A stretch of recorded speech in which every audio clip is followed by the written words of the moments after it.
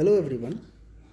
Today we will learn about carbon allotropes of carbon. In previous class we have studied about some covalent compound properties of carbon and a small discussion was about allotropes of carbon. In this video we will study in detail about allotropes of carbon. First we should know what are the topics we will cover in this video. Okay, first is allotropy, second diamond and their properties, structure, uses of diamond, graphite, fullerene, and some extra facts and questions. Okay, now first is allotropes of carbon. There are mainly three types of allotropes of carbon: diamond, graphite and fullerene. इससे ज़्यादा भी होते हैं allotropes, लेकिन हम लोग class 10 के basis पे मेनली थ्री टाइप से पढ़ेंगे और मैं कुछ एक्स्ट्रा आपको इसमें बता दूंगा जो कि हम लोगों को 11th एंड 12th में भी जानना होता है या फिर for the future purposes for the research also. Okay, ना first is allotropy. What is allotropy? Allotropy जो है एक प्रॉपर्टी है. ठीक है, इस प्रॉपर्टी से हम लोगों को ये पता चलता है कि कोई भी एलिमेंट है वो कितने फॉर्म में एग्जिस्ट कर सकता है. एलोट्रॉपी मीन्स जो कोई एलिमेंट है उसका और भी फॉर्म हो सकता है लेकिन एलिमेंट वही होगा. ठीक है ना, जैसे कार्बन है तो अगर इसका एलोट्रॉप का बात करें तो उसके एलोट्रॉप्स में सिर्फ कार्बन ही प्रेजेंट होंगे, कोई और एलिमेंट नहीं रह सकते. ठीक है, अब इसमें क्या है कि एलोट्रॉपी जो होता है, जो भी एलोट्रॉप्स होते हैं, लाइक एलोट्रॉपी हो गया property of carbon and allotropes जो हो जाते हैं वो होते हैं डायमंड, ग्रेफाइट एंड फुलरेन. ओके, हम लोग यहाँ पे देख लेते हैं कि जो हमारा डायमंड है, ग्रेफाइट और फुलरेन है, ये एलोट्रॉप्स होते हैं, लेकिन जो कार्बन का प्रॉपर्टी है वो उसको हम लोग एलोट्रॉपी बोलते हैं. ओके ना, अब यहाँ पे क्या है कि the different physical properties but identical chemical properties. Chemical properties identical रहते हैं लेकिन फिजिकल प्रॉपर्टीज उनके अलग हो जाते हैं. जैसे फिजिकल प्रॉपर्टीज़ में वो कैसा दिखता है, वो किस तरह बिहेव करता है, ठीक है, उसका स्ट्रक्चर कैसा होता है, वो हम लोग पढ़ते हैं फिजिकल प्रॉपर्टीज़ में. You know very well what is physical properties. And chemical properties like burn करने पर क्या मिलेगा कि किसी भी चीज़ का बर्निंग जो होता है वो होता है केमिकल प्रॉपर्टीज़. लाइक अगर आप ग्रेफाइट को बर्न करो या डायमंड को बर्न करो या फुलरीन को बर्न करो, सब कोई बर्न होने के बाद CO2 ही रिलीज़ करते हैं. इसका मतलब ये है कि उनका केमिकल प्रॉपर्टीज़ सेम है. उसमें एलिमेंट कौन है भाई? एलिमेंट जो है आपका वो तो कार्बन है. तो कार्बन के प्रेजेंस के कारण उसका सारा केमिकल प्रॉपर्टीज सेम रहता है, लेकिन अगर हम लोग उसके फिजिकल प्रॉपर्टीज़ की बात करें तो उनका स्ट्रक्चर जो होता है वो अलग हो जाता है. ठीक है ना. अब यहाँ पर एक लाइन है एलोट्रॉप्स, जैसे यहाँ पर लिखा हुआ है different forms are called allotropes. यही जो मैंने पहले डिस्कस कर चुका है, ये सारा का सारा क्या है, डिफरेंट फॉर्म्स हैं किसके, कार्बन के. इन्हीं को बोला जाता है एलोट्रॉप्स, लेकिन कार्बन का जो प्रॉपर्टी है वो कहलाता है एलोट्रॉपी. ठीक है ना. अब ये उनके फॉर्म्स डिफरेंट क्यों हो जाते हैं? क्योंकि उनका अरेंजमेंट ऑफ एटम्स अलग अलग हो जाता है. यानी कि डायमंड की बात करें और ग्रेफाइट की बात करें, फुलरीन में, इनमें जो कार्बन है वो उनका अरेंजमेंट अलग अलग हो जाता है. इस कारण से उनका वो एलोट्रॉप्स कहलाते हैं. ओके, ना in next we will study diamond. Okay, diamond जो है वो तो सब लोगों को पता है कि डायमंड सबसे हार्डेस्ट नेचुरल सब्सटेंस है. सबको इसका ज्वेलरी बनाना चाहते हैं, बहुत महंगा भी मिलता है. ठीक है ना.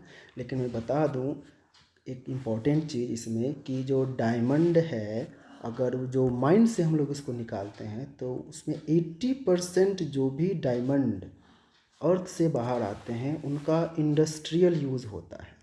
ठीक है ना, इंडस्ट्रीज़ में उसको यूज़ किया जाता है और बाकी जो 20% है उनका ही ज्वेलरी बनाया जा सकता है. यानी कि सारे डायमंड्स जो होते हैं वो ज्वेलरी में कन्वर्ट नहीं किए जा सकते हैं. कुछ 20% ही उनको उनका ज्वेलरी में फॉर्मेशन हो सकता है ना. डायमंड का जो पिक्चर तो सब लोगों को अच्छा ही लगता है ना, बहुत ही देखने में बहुत लाइट और स्कैटरिंग ऑफ लाइट अकर होता है यहाँ पे और देखने में बहुत ही सुंदर लगता है. ठीक है. अब यहाँ पे है it is a crystalline allotropes of carbon, it's symbol and empirical formula is C. अब मैं आपको एक बात बता दूँ, सिंबल एंड एम्पिरिकल फार्मूला जो होता है वो C होता है. तो आप लोग सोचेंगे सर एम्पिरिकल फार्मूला क्या होता है, तो मैं कुछ बता दूँ. ये जो है वो 9th में ही क्लियर किया जाता है, फिर भी फॉर जनरल नॉलेज. अगर आप देखोगे तो जैसे ये CO2 है, ठीक है ना, ये इसमें कोवलेंट बॉन्ड होता है जो कि हम लोग पहले ही डिस्कस कर चुके हैं। इसका होता है मोलेक्युलर फॉर्मूला, ठीक है ना। लेकिन अगर कोई भी आयनिक कंपाउंड होता है, ठीक है ना, उसका होता है एम्पिरिकल फार्मूला। जैसे कि NaCl जो है, इसका हम लोग एम्पिरिकल फार्मूला लिखते हैं, इसका हम लोग मॉलिक्यूलर फार्मूला नहीं बोलते हैं, ठीक है ना। क्यों नहीं बोलते हैं? क्योंकि मान लीजिए कि आपका जैसे यहाँ पे प्लस है, ठीक है, यहाँ माइनस है, यहाँ पे अब इससे अट्रैक्टेड कौन होगा? माइनस होगा। इससे अट्रैक्टेड कौन होगा? प्लस होगा। इन दोनों के बीच में ही बॉन्ड बन जाएगा, इन दोनों के बीच में ही बॉन्ड बन जाएगा, ठीक है। उसके बाद है आपका ये हमारा प्लस अगेन, क्योंकि माइनस के पास प्लस ही रहेगा, और ये है प्लस के बगल में माइनस, ये भी आपस में अट्रैक्ट होंगे। अब मैं इसका 3D बना देता हूँ, अगर 3D समझ में आ जाए तो अच्छी बात है। ओके, अब यहाँ पे देखिएगा, ये जो यहाँ पे कौन सा आएगा आपका, यहाँ माइनस है तो ये आपका प्लस आ जाएगा, ठीक है। और यहाँ प्लस है तो यहाँ क्या आ जाएगा? आपका माइनस आ जाएगा, ठीक है ना। इन दोनों के बीच में बॉन्ड बनेगा। अब मैं यहाँ से एक ड्रॉ कर देता हूँ, ठीक है, यहाँ पर भी एक आएगा, ठीक। अब यहाँ पर माइनस है तो यहाँ क्या आ जाएगा? प्लस। अब इस तरह से अगर आप देखेंगे तो यहाँ पर भी एक बना देता हूँ मैं इनसाइड में, जो कि ये आपका माइनस होगा और ये बॉन्ड बन जाएगा इस तरह से, ठीक है ना। यानी कि ये क्यूब का फॉर्म हो गया। अब अगर यहाँ पे हम लोग प्लस को A मानते हैं, माइनस को B मानते हैं, ठीक है, ये हो गया A, ये हो गया B, ये हो गया आपका B, ये हो गया A। अब यहाँ पे अगर इसको देखा जाए तो आप इसका फॉर्मूला लिखोगे। जैसे हम लोग CO2 में CO2 क्यों लिखते हैं? क्योंकि CO2 इसे लिखते हैं क्योंकि इसमें डबल बॉन्ड एक ऑक्सीजन इधर होता है, डबल बॉन्ड एक ऑक्सीजन इधर होता है, इसलिए हम इसको फॉर्मूला में लिखते हैं CO2, मॉलिक्यूलर फार्मूला जो होता है। लेकिन अगर मैं बात करूँ इस AB का, ठीक है ना, तो आप क्या करोगे कि AB में फॉर्मूला अगर लिखा जाए तो 1A 2A 1 2 3, यहाँ प्लस 4, ये 4 हो जाएगा, ये 5, ये 6, यहाँ पे A6 लिखोगे, ठीक है। B का देखा जाए तो 1 2 3 4, B4 लिख सकते हो, ठीक है। अब जिस तरह से इसका स्ट्रक्चर आप आगे बढ़ाओगे उस तरह से इसका फॉर्मूला में नंबर ऑफ एटम्स बढ़ते जाएंगे। इट मीन्स अब क्या है कि किसी भी आयनिक कंपाउंड में तो इन्फिनाइट नंबर्स हो जाएगा, तो अब क्या लिखोगे? A इन्फिनाइट B इन्फिनाइट, तो ये तो कोई फॉर्मूला नहीं रहेगा ना। तो इसके लिए हम लोग क्या करते हैं, सिंपल सी बात है, इन सबों के लिए हम लोग एम्पिरिकल फार्मूला का यूज़ करते हैं। तो आपका कार्बन का जो इलेक्ट्रॉप है जो कि डायमंड है, उसका एम्पिरिकल फार्मूला होता है C, और उसका जो स्ट्रक्चर होता है वो 3D क्रिस्टल स्ट्रक्चर होता है इन form of imaginary tetrahedron. Tetrahedron क्या है हम लोग आगे डिस्कस कर लेंगे, ठीक है ना। नेक्स्ट चलते हैं इसमें प्रॉपर्टीज़ ऑफ डायमंड पढ़ लेते हैं। अब इसका प्रॉपर्टीज़ आप अगर देखिएगा तो प्रॉपर्टीज़ में सबसे पहली बात, इसका जो मेल्टिंग पॉइंट होता है बहुत ही हाई होता है। मेल्टिंग पॉइंट हाई क्यों होता है? क्वेश्चन आ सकते हैं इससे, कैसे क्वेश्चन होंगे? Why the melting point of diamond is very high? Because इनके जो स्ट्रक्चर होते हैं, इनके जो कार्बन होते हैं वो बहुत ही स्ट्रॉन्ग बॉन्ड से बंधे होते हैं, इसलिए इनका मेल्टिंग पॉइंट कुछ ज़्यादा ही हाई होता है, ठीक है ना। इसको मेल्ट करना बहुत ही मुश्किल होता है। Okay, now it is the hardest natural substance, तो सबको पता है। इट इज़ हाई ट्रांसपेरेंसी, अब इसके पास हाई ट्रांसपेरेंसी होता है, ये पता ही हो कि ये लाइट को बहुत अच्छे से रिफ्लेक्ट करता है। ऐसा रिफ्लेक्शन कहीं और भी नहीं देखा, कहीं और देखा नहीं जाता। डेंसिटी भी इसका हाई होता है। अब डेंसिटी हाई होता है कहने का मतलब है कि एक छोटे से पैकेट में इसका डेंसिटी बहुत ज़्यादा होगा। अप्रॉक्स अगर आप 1 मीटर क्यूब का लेते हो डायमंड, तो उसका जो है आपका अबाउट 25-50 kg के आसपास होता है, ठीक है ना। एग्जैक्ट तो वैल्यू बोला नहीं जा सकता अभी, लेकिन फिर भी अगर आप इसको देखोगे जाके तो इसका डेंसिटी हाई होता है। अब लोग डिस्कस कर लेते हैं कि डेंसिटी क्या होता है। आप ये समझिए कि छोटा सा एक बॉक्स ले लीजिए, उसमें जो पार्टिकल्स होते हैं, ठीक है ना, जितने पार्टिकल्स प्रेजेंट होते हैं उसी को बोला जाता है उसका डेंसिटी, ठीक है ना। अगर इसको बोला जाए number of particles per unit volume, तो हम लोग ये समझ सकते हैं डेंसिटी होता है। ये जितना ज़्यादा होगा इसमें ना, उसका डेंसिटी उतना ज़्यादा होगा। मान लीजिए कि दूसरा बॉक्स बना, इसमें सिर्फ 4 ही आइटम है, तो इसका डेंसिटी बहुत ही कम होता है। लेकिन अगर उसी बॉक्स में सेम वॉल्यूम में बहुत ज़्यादा आइटम्स भर जाए, तो उसका डेंसिटी बहुत ही हाई होता है। सेम होता है आपका डायमंड के साथ में, ठीक है ना।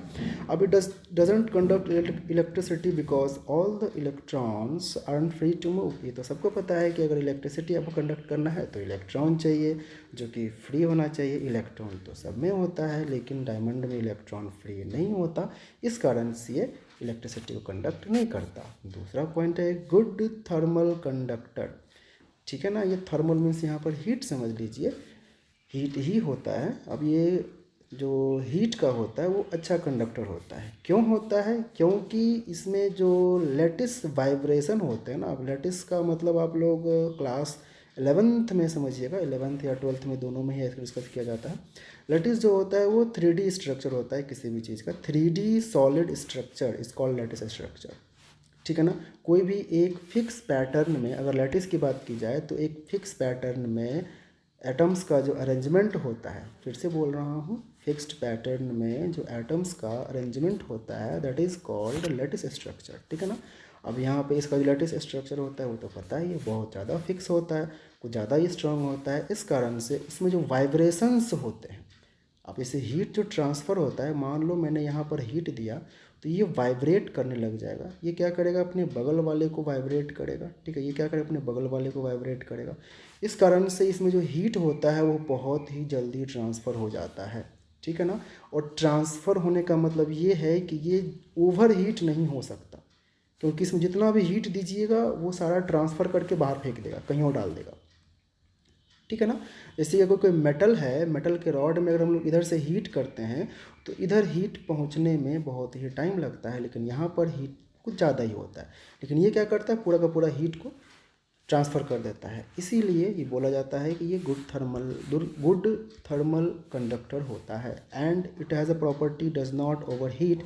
इस कारण से इसका कटिंग और ड्रिलिंग में भी यूज़ करते हैं। अब आप घर में देखते हैं ड्रिलिंग मशीन किसी के पास होता है, अगर आप उसको ड्रिल करने लग जाते हो तो जो ड्रिलिंग मशीन का जो पॉइंट होता है वो हीट हो जाएगा, और हीट होने के कारण वो ब्रेक हो जाता है, ठीक है ना। लेकिन ये क्या होता है? ये ओवर हीट होता ही नहीं है तो ये ब्रेक होगा ही नहीं। इसीलिए इसका यूज़ जो होता है वो ज़्यादातर कटिंग एंड ड्रिलिंग में किया जाता है, ठीक है ना। चलिए हम लोग नेक्स्ट में चलेंगे। Diamond can be prepared artificially by subjecting pure carbon to very high pressure and temperature। ये तो सबको पता होता है कि डायमंड तो अर्थ के अंदर ही बनता है ना। वहाँ पे क्या होगा ना, आपका हाई टेम्परेचर और हाई प्रेशर अगर होता है तो उसको वहाँ पे प्रिपेयर किया जाता है। एंड अगर इसको आर्टिफिशियली भी किया जाए तो इस तरह से होता है, आर्टिफिशियली प्रिपेयर कर सकते हैं, लेकिन प्रेशर एंड टेम्परेचर हाई होना चाहिए, ठीक है ना। ये इसको लैब में भी बनाया जाता है, ठीक है ना। अगर लेकिन मैं कुछ इंटरेस्टिंग बात बताता हूँ कि अगर आर्टिफिशियल डायमंड बनाना है तो उसके लिए आपको पहले से ही डायमंड होना चाहिए, ठीक है ना। क्या करते हैं ना कि डायमंड का एक स्लाइस, एक पतला सा लेयर काट लेते हैं, उसको एक चैम्बर में बंद किया जाता है, उसके ऊपर प्रेशर बढ़ा दिया जाता है, टेम्परेचर भी बढ़ा दिया जाता है, और उस पर कार्बन का जो पाउडर होता है उसको धीरे धीरे उस पर डाला जाता है, ठीक है। इस कारण से कुछ दिनों में ये पूरा का पूरा एक सॉलिड क्रिस्टल का फॉर्मेशन ले लेता है, ठीक है, जो कि आर्टिफिशियल डायमंड कहलाता है, ठीक है ना। चलिए नेक्स्ट वीडियो में चला जाए, नेक्स्ट स्लाइड में। स्ट्रक्चर ऑफ डायमंड क्या है ना कि each carbon atom is linked to 4 other carbon atoms by strong covalent bonds forming regular and tetrahedral arrangement in 3D, ठीक है। सिंपल सी बात है।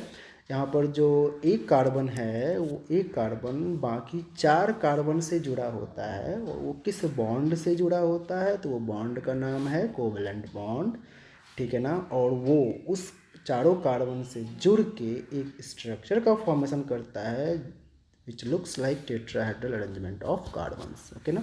अब 3D का मतलब तो पता है, ये 3 डायमेंशन जैसे मैंने बताया था इस तरह का हम लोग बोलते हैं, ये 3D हो जाता है, ठीक है ना। ये 3D स्ट्रक्चर है, ये सारा स्ट्रक्चर आपका 3D है। इसी स्ट्रक्चर में आपका डायमंड का एटम्स अरेंज रहता है, ठीक है ना। उसके बाद है कि इसी के कारण ही, यही टेट्राहेड्रल अरेंजमेंट के कारण ही जो डायमंड है उसका हार्डनेस बहुत ज़्यादा होता है, ठीक है ना। Moreover a lot of energy is required to break the network of strong covalent bonds in diamond crystal. ये आप लोगों को पता ही है, अगर ये सबसे ज़्यादा हार्ड है तो इट मीन्स इसमें बहुत ज़्यादा एनर्जी चाहिए ताकि इसके बॉन्ड्स को तोड़ा जाए, ठीक है ना। इसी कारण से इसका मेल्टिंग पॉइंट भी हाई होता है। तो क्वेश्चन है कि डायमंड का मेल्टिंग पॉइंट हाई क्यों होता है, तो आप लोगों का सिंपल आंसर क्या होगा कि it has arrangement of tetrahedral structure in 3D, ठीक है, जो कि इसके हार्डनेस को कॉज करता है और इसको ब्रेक करने के लिए बहुत ज़्यादा एनर्जी का ज़रूरत पड़ता है, इसलिए ये इसका मेल्टिंग पॉइंट बहुत ही हाई होता है। सिंपल सी बात है, क्वेश्चन का आंसर आ गया आप लोगों को, आप आराम से इसका आंसर लिख सकते हो ना। ओके, नेक्स्ट है, अभी जो पिक्चर मैंने दिखाया है इसमें, ये पिक्चर क्या बोल रहा है कि जो आपका जो ब्लैक कलर आपको यहाँ पर दिख रहा है, ये सब के सब कार्बन है। अगर मैं इस कार्बन की बात करूँ तो ये कार्बन आपका मिड कार्बन हो गया सेंट्रल। इसके चारों तरफ कितने कार्बन होते हैं, 1 2 3 4 कार्बन्स होते हैं। अब यही 4 कार्बन्स को अगर हम जोड़ दें तो ये टेट्राहेड्रल स्ट्रक्चर बनाता है, जो यहाँ पर दिखाया गया है। सेम ये मिडिल कार्बन हो गया, ये 4 कार्बन से जुड़े हुए हैं, और ये जो टेट्राहेड्रल दिख रहा है आपको, ये टेट्राहेड्रल स्ट्रक्चर हो जाता है, ठीक है ना। यहाँ तक तो आप लोग समझ चुके हैं। हम लोग आप नेक्स्ट चलते हैं, यूजेस ऑफ डायमंड्स। ओके, सबको पता है कहाँ यूज़ कर सकते हैं इसको हम लोग, प्रीसियस स्टोन्स जैसे कि ज्वेलरी बनाने के लिए इसका यूज़ किया जाता है। सर्जिकल नाइफ्स का के लिए इस्तेमाल किया जाता है, जैसे कि ऑपरेशन थिएटर्स में कुछ डेलिकेट ऑपरेशंस करने होते हैं, जैसे आइज़ का ऑपरेशन करना होता है या कुछ ऐसे ऑर्गन्स का ऑपरेशन करना होता है जिसमें हम लोग मेटल का नाइफ नहीं यूज़ कर सकते हैं, वहाँ पे हम लोग इसके नाइफ्स का इस्तेमाल करते हैं, डायमंड के नाइफ्स का। ओके, मार्बल कटिंग तो पता ही है, बता चुका हूँ, ग्रेनाइट एंड ग्लास, इस सब की कटिंग में किसका यूज़ किया जाता है, डायमंड का यूज़ किया जाता है। Use to make protective windows for spacecraft. अब ये क्या होता है ना, इसका मेन स्पेस क्राफ्ट तो आप लोग जानते होंगे, जो कि स्पेस में जो प्लेन वगैरह जाता है उसको स्पेस क्राफ्ट बोला जाता है। अब उसमें क्या है कि जो विंडोज़ होते हैं ना वो डायमंड से बनाए जाते हैं। क्यों? क्योंकि डायमंड जो है वो रेडिएशंस को ब्लॉक करता है, और स्पेस में कुछ ज़्यादा ही रेडिएशन होता है, सन का तो कुछ ज़्यादा ही होता है, क्योंकि हम लोग जानते हैं कि अर्थ के चारों तरफ जो हमारा ओजोन लेयर है, वही ओजोन लेयर के कारण आपका सन का जो हार्मफुल रेडिएशन है उसको रोक देता है। लेकिन अगर ये स्पेस में चला जाए तो स्पेस में वो रेडिएशन को रोकने वाला कोई नहीं होता, ठीक है ना। या फिर टॉप मोस्ट लेयर में चले जाओगे ना एटमॉस्फेयर के, तो वहाँ पर भी रेडिएशन को रोकने के लिए कोई नहीं होता। उसके लिए स्पेस क्राफ्ट में हम लोग क्या यूज़ करते हैं, डायमंड का विंडो यूज़ करते हैं, ठीक है ना, ताकि रेडिएशन अंदर ना आए। नेक्स्ट, ग्रेफाइट के बारे में हम लोग जानेंगे। ग्रेफाइट तो सबको पता होता है, आप लोग जो पेंसिल यूज़ करते हो उसमें जो मटेरियल होता है वो ग्रेफाइट ही होता है, और वो एलोट्रॉप ऑफ कार्बन होता है। Graphite means to write, Greek में ग्रेफाइट का मतलब होता है to write, and it is also called black lead, इसको ब्लैक लेड भी कहा जाता है, ठीक है ना। Graphite occurs naturally in metamorphic and igneous rocks. अब ये रॉक्स के बारे में आप लोग SST में पढ़े ही होंगे कि किस टाइप के रॉक्स होते हैं, ठीक है। नेचुरली ये मेटामॉर्फिक और इग्नियस रॉक्स में मिल पाए जाते हैं। ओके, नेक्स्ट है, प्रॉपर्टीज़ भी देख लेते हैं। सॉफ्ट होता है, ग्रीजी होता है, प्रॉपर्टीज़ बहुत ईजी है, सॉफ्ट है, ग्रीजी है, डायमंड से हल्का होता है, ठीक है ना। ये ओपेक होता है, इसका कलर ग्रेस ब्लैक होता है, ट्रांसपेरेंट तो खैर नहीं होता, ये सबको पता है। ये कंडक्ट भी करता है इलेक्ट्रिसिटी। क्यों कंडक्ट करता है, तो मैंने पहले ही बताया, इलेक्ट्रिसिटी में इलेक्ट्रॉन चाहिए, और इलेक्ट्रॉन फ्री है तो इलेक्ट्रिसिटी है, इलेक्ट्रॉन फ्री नहीं है तो इलेक्ट्रिसिटी नहीं है। अब ये बैड कंडक्टर ऑफ हीट भी होता है, and has high melting point, लगभग डायमंड के बराबर या उससे कम होता है, ठीक है ना। नेक्स्ट चलते हैं हम लोग। In Greek graphite means to draw और राइट, जो मैं पहले ही बता चुका हूँ। नेक्स्ट है, under high temperature and pressure और कार्बन चेंजेस इनटू ग्रेफाइट। अब यही जो है सेम जैसे डायमंड बनता था वैसे ही ग्रेफाइट भी बनता था, ठीक है ना। लेकिन डायमंड के लिए कुछ ज़्यादा ही प्रेशर टेम्परेचर चाहिए और ग्रेफाइट के लिए उसे थोड़ा कम चाहिए, ठीक है ना। इसीलिए हर जगह आपको ज़्यादातर ग्रेफाइट मिलता है और बहुत कम जो है वो डायमंड मिलता है, क्योंकि डायमंड के लिए आपको ज़्यादा प्रेशर और टेम्परेचर चाहिए होता है। नेक्स्ट स्लाइड में चलते हैं। स्ट्रक्चर ऑफ ग्रेफाइट में, each carbon atom in graphite layer is join to 3 other carbon atoms. जैसे कि डायमंड में क्या था कि एक कार्बन एटम 4 कार्बन से जुड़ा होता है, वैसे ही ग्रेफाइट में एक कार्बन एटम 3 कार्बन से जुड़ा होता है। ठीक है, बाकी का जो फोर्थ बॉन्ड है, फोर्थ इलेक्ट्रॉन है, वो फ्री रहता है और कुछ बॉन्ड बनाने में हेल्प करता है। ठीक है, अभी हम लोग इसको देखेंगे।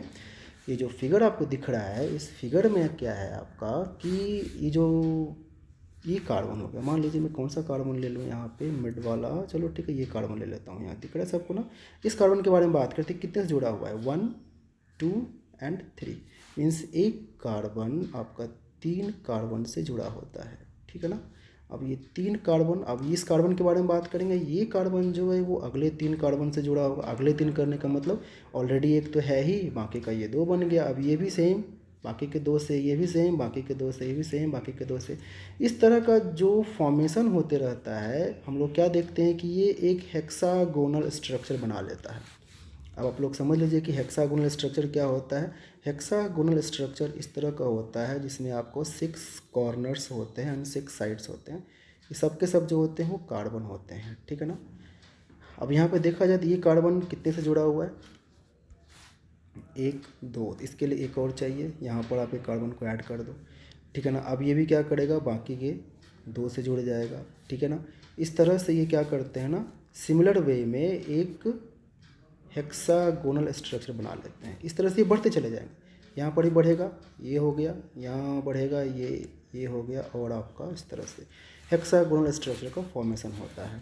ठीक है, तो आपको दिख रहा होगा यहाँ पे इस सब, ये जो नीचे वाला लेयर है, एक मिडल लेयर है, एक अपर लेयर है, ये सब के सब हेक्सागोनल स्ट्रक्चर हैं जो कि इंटरलिंक्ड हैं। इंटरलिंक्ड कहने का मतलब वो आपस में ही एक दूसरे से जुड़े हुए हैं। ठीक है ना। अब वो जो फोर्थ इलेक्ट्रॉन है वो इस बॉन्ड को बनाने में भी यूज़ होता है, और कभी कभी जो फ्री रह जाते हैं वो इलेक्ट्रिसिटी कंडक्ट कराने में भी यूज़ किए जाते हैं। ठीक है, अब हम लोग चलेंगे इसमें। However, the fourth electron of each carbon atom is free, which makes it good conductor of electricity। जो मैं बता चुका हूँ, अगर फ्री इलेक्ट्रॉन है तो ये कंडक्टर ऑफ इलेक्ट्रिसिटी का कंडक्शन भी कर सकता है। The different layers are held together by weak forces called van der Waal forces. अब ये जो फोर्स है आपका, ये फोर्स जो है 11th में बहुत अच्छे से डिस्क्राइब किया है मैंने, तो आपको 11th तक वेट करना पड़ेगा, क्योंकि इसके बहुत सारे टाइप्स होते हैं और उसको डिटेल में समझेंगे। आप लोग जब 10th पूरा कंप्लीट कर लोगे ना, तो ये वाला पार्ट जो है बहुत ही इंटरेस्टिंग आ जाएगा। ठीक है, तो बस अभी याद करने के लिए रख लीजिए कि जो लेयर्स के बीच में जो बॉन्ड होता है उसको बोला जाता है वंडर वाल फोर्सेस। ठीक है ना। ओके, नेक्स्ट चलेंगे। स्ट्रक्चर ऑफ ग्रेफाइट में भी हम लोग कंटिन्यू रहते हैं। The layers can therefore easily slide over one another. इसका मतलब ये है कि अब इन दोनों के बीच में अगर ये वीक होता है तो ये ऊपर वाला लेयर और ये नीचे वाला लेयर स्लाइड कर सकते हैं। ठीक है ना। अगर मान लो ये इधर स्लाइड कर सकता है तो ऊपर वाला नीचे स्लाइड करेगा, यानी कि एक दूसरे के ऊपर स्लिप कर सकते हैं। इसी कारण से इसका यूज़ जो होता है, ये lubricating soft and greasy touch हो जाता है। इसका यूज़ जो किया जाता है वो लुब्रिकेशन के फॉर्म में किया जाता है। जैसे कि मोबिल आप इस्तेमाल करते हो ताकि लुब्रिकेट हो सके आपका मशीन, फ्रिक्शन कम हो सके। इसके स्लाइडिंग नेचर के कारण इसका इस्तेमाल किया जाता है जहाँ पर फ्रिक्शन कम हो। फ्रिक्शन कम करने के लिए इसका यूज़ करते हैं। ठीक है ना। अब ये हो चुका है इसमें, तो हम लोग इसमें आगे देखते हैं।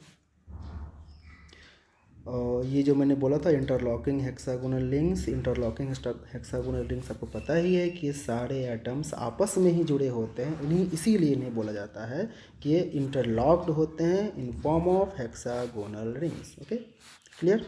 नेक्स्ट, यूजेज ऑफ ग्रेफाइट में तो बहुत सारे यूजेज हैं। अब यहाँ पर देखा जाए तो सबसे पहला है प्रिंटर्स इंक। जो प्रिंटर में इंक इस्तेमाल करते हैं ना, उसमें हम लोग ग्रेफाइट का भी यूज़ करते हैं। ब्लैक पेंट में भी यूज़ किया जाता है। ठीक है।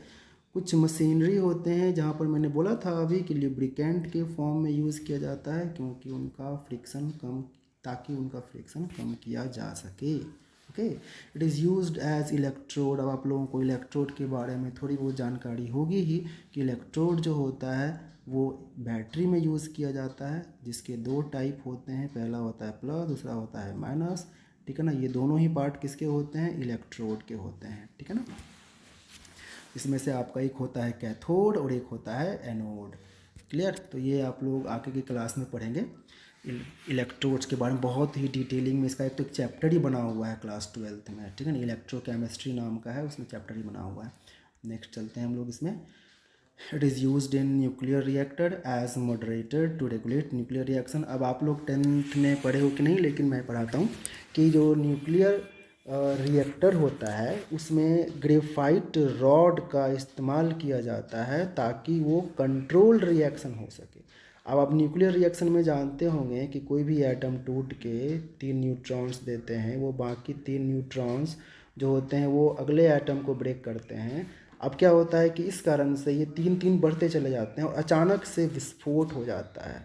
तो इसी को रोकने के लिए क्या किया जाता है, ग्रेफाइट रॉड का इस्तेमाल करते हैं ताकि वो 3 न्यूट्रॉन में से 2 को एब्जॉर्ब कर ले और बाकी एक को छोड़ दे। और बाकी ये क्या करेगा, एक ही एटम को करेगा, फिर से वो इस एटम से 3 निकलेंगे न्यूट्रॉन, उसमें से फिर से 2 को वो एब्जॉर्ब कर लेगा। इस तरह से होता है कि ये कंट्रोल्ड रिएक्शन करवाता है न्यूक्लियर रिएक्टर में, ठीक है ना।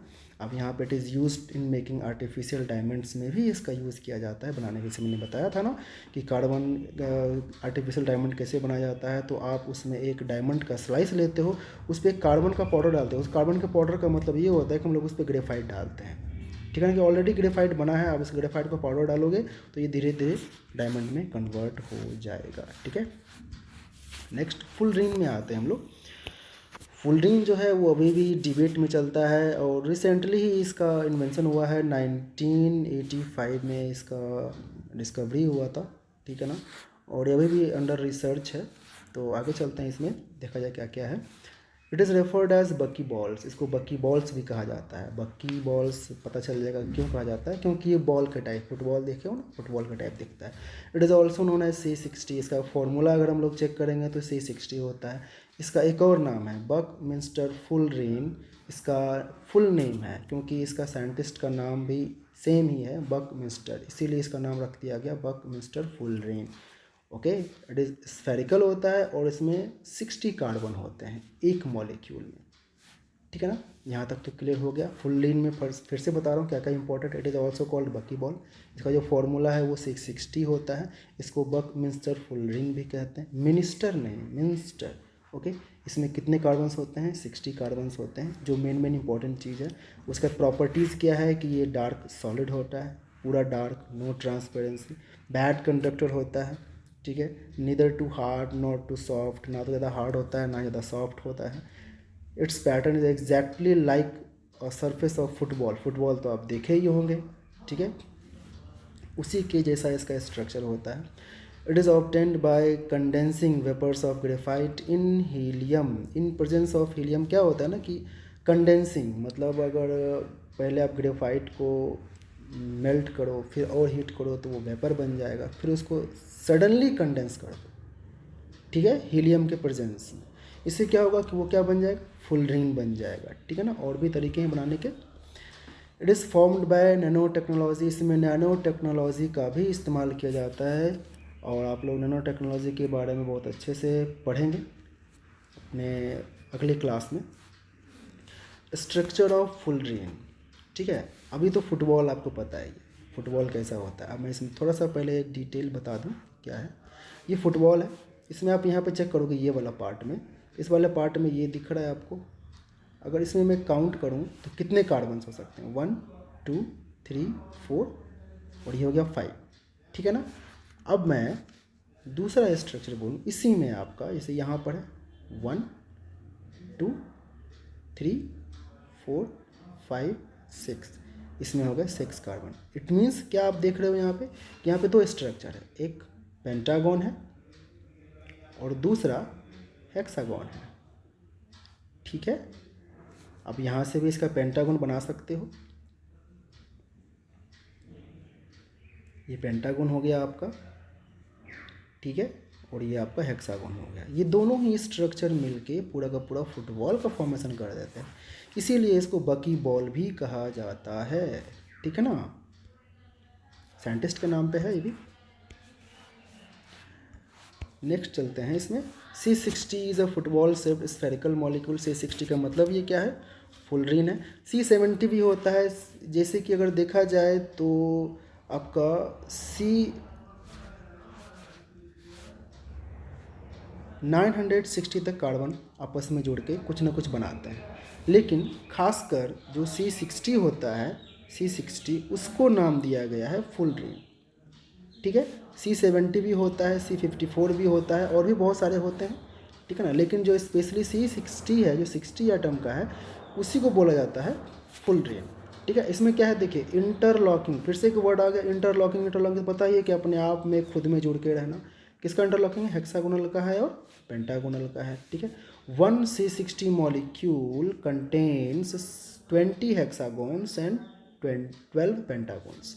अब यहाँ पर ये कन्फ्यूज़ मत होना कि 20 हेक्सागोन है तो 20 इंटू 6 हो जाता है आपका 120, एंड 12 इंटू 5 हो जाता है आपका 60, टोटली हो जाता है आपका 180। इट मीन्स इसमें 180 कार्बन होंगे। नो, नहीं, ऐसा नहीं हो सकता, क्योंकि इसमें अगर एक कार्बन देखिए तो ये पेंटागोन में भी है आपका और हेक्सागोन में भी। 2 हेक्सागोन में कॉमन हो जाता है, 3, ये हेक्सागोन, ये पेंटागोन, ये 3 में कॉमन हो जाता है। इस तरह से पूरा काउंट किया जाए तो वो टोटली 60 ही होते हैं, 180 नहीं होते हैं। ठीक है, ओके। नेक्स्ट, फुटबॉल दिख गया आपको यहाँ पे। इस फुटबॉल का शेप भी कैसा है आपका? तो बकी बॉल की तरह ही है, C60 की तरह ही है। अब यहाँ पर देखिएगा, मिला लेते हैं हम लोग। ये जो आपका ब्लैक कलर दिख रहा है ना, ब्लैक में कितना है? 1 2 3 4 5। अब ये वाइट कलर का दिख रहा है 1 2 3 4 5 6। ठीक है, ब्लैक हो गया पेंटागन एंड वाइट हो गया आपका हेक्सागन। क्लियर? ओके। नेक्स्ट है यूजेज ऑफ फुलरीन। इसका यूज़ जो इन प्योर फॉर्म में it behave as insulator, pure form में इंसुलेटर का इस्तेमाल किया जा सकता है, लेकिन इसको कंडक्टर भी बनाया जा सकता है एंड सेमी कंडक्टर भी बनाया जा सकता है। ठीक है ना, फुलरीन को हम लोग कंडक्टर भी बना सकते हैं और सेमी कंडक्टर भी बना सकते हैं कुछ सूटेबल कंडीशंस में। अब C60O, अब ये जो फॉर्मूला है C60 में आपका जो एक ऑक्सीजन मॉलिक्यूल, एक ऑक्सीजन का एटम आ जाता है, तो इसका मतलब ये है कि एक ऑक्सीजन एटम C60 के अंदर प्रेजेंट है। इसका यूज़ हम लोग कैंसर एंड एड्स थेरेपी में करते हैं। ठीक है ना, C60O का यूज़ जो है कैंसर एंड एड्स थेरेपी में किया जाता है। It helps in improving anti friction properties of lubricating oils. अब यहाँ पर है कि अगर कोई ऑयल है जो कि लिब्रिकेटिंग है, मान लीजिए कि मोबिल है आपके पास, मोबिल में आप क्या करो कि इसको ऐड कर दो, इसको C60 को। इससे क्या होता है कि उसका lubricating property, anti friction property जो है वो इंक्रीज हो जाता है, इम्प्रूव हो जाता है। ठीक है ना, ओके। अब कुछ फ़ोटोज़ आप देख लीजिए। अब यहाँ पर इंटरेस्टिंग चीज़ है, थोड़ी सी बातें हैं, जैसे कि ग्रेफीन है आपका। ठीक है ना, ये कुछ एक्स्ट्रा फैक्ट्स जो हम लोग डिस्कस करने वाले थे। ये ग्रेफीन है आपका। अब ग्रेफीन किसको बोला गया है? देखना, जब कार्बन का हेक्सागोनल जो लेयर है वो बन जाता है, ठीक है ना, जो ग्रेफाइट से ही वो उसको निकाला गया है, ग्रेफाइट से ही एक लेयर को निकाल लो, वो कहलाता है ग्रेफीन। ठीक है ना, अब इसको क्या करो, आप तीनों चीज़ बना सकते हो। फर्स्ट जो है ग्रेफाइट बना सकते हो, सेकंड इसको आप गोल बना के फुलरीन बना सकते हो, जो कि मैंने बोला था नैनो टेक्नोलॉजी का इस्तेमाल करके। इसको अब रोल कर देते हो, जैसे कि एग रोल खाते हो वैसे रोल कर दिया जाए तो ये बन जाता है आपका कार्बन नैनो ट्यूब। अभी मैं बताता हूँ आप लोगों को। यह है आपका ग्रेफाइट, सेकंड है आपका फुलरीन, और उसके बाद आता है CNT, कार्बन नैनो ट्यूब। ठीक है ना, ये है आपका CNT। जो आपका ये फिगर दिख रहा है, इसमें आपको ग्रेफीन जो है वो कार्बन नैनो ट्यूब में कन्वर्ट हो जाता है। ये जो प्लेट है ना, ये जो सीट है, ये आपका हो जाता है ग्रेफीन। ठीक है, इसको रोल कर देते हैं तो बन जाता है carbon nano tube. Carbon nano tube क्या है? ये भी एलोट्रॉप ऑफ कार्बन ही है। ठीक है ना, आप क्या जानोगे? कार्बन नैनो ट्यूब क्या है? एलोट्रॉप ऑफ कार्बन ही है। नेक्स्ट है हम लोगों का, इसका यूजेस कहाँ होता है? इसका यूजेस अभी भी डिबेट में है, क्योंकि इसका यूज़ जो है ना वो सोशल इन्वायरमेंट के लिए हार्मफुल भी हो सकता है। इसी पर रिसर्च भी चल रहा है कि अगर ये सोशल फॉर्म में अगर ह्यूमंस को अफेक्ट ना करे तो इसका हर जगह यूज किया जा सकता है। इसे पेपर बनाने में, एलसीडी स्क्रीन बनाने में किया जा सकता है, वाटर फिल्टर के फॉर्म में किया जा सकता है। सिंगल शीट ले लीजिए आप ग्रेफीन का, इसमें करंट सप्लाई करोगे, ये पूरे घर को लाइट करेगा। इसके पावर रिक्वायरमेंट बहुत कम है, ठीक है, और पूरे घर को ये लाइट करेगा, यानी एक बल्ब की तरह का इसका यूज़ किया जा सकता है, ठीक है ना। लेकिन अभी भी ये रिसर्च में है। ओके, नेक्स्ट कुछ क्वेश्चंस हम लोग देख लेते हैं। Which allotropic form of carbon is thermodynamically the most stable, तो आंसर है आपका ग्रेफाइट। सेकंड क्वेश्चन है आपका diamond does not conduct electricity, why, पता है ये आपको। ग्रेफाइट कंडक्ट्स इलेक्ट्रिसिटी, वाई, पता है ये आपको। Diamond is good conductor of और bad conductor of heat, explain, ये आप लोगों को एक्सप्लेन करना है फॉर योर सेल्फ, ठीक है ना। ये आप अच्छे से एक बार रिसर्च करके ध्यान से, कि 2 आंसर है, ठीक है ना। कहीं पर दिया हुआ है कि डायमंड जो है बैड कंडक्टर है, कहीं दिया हुआ है गुड कंडक्टर है। ये आप लोगों के लिए है कि आप इसको कैसे सॉल्व करते हैं। और हम लोग देख लेते हैं कि नेक्स्ट वीडियो में क्या पढ़ेंगे। हाइड्रोकार्बन के बारे में डिस्कस करेंगे, ठीक है ना। अगर कोई डाउट है तो कमेंट कर सकते हैं। And thank you for watching this video. Bye bye.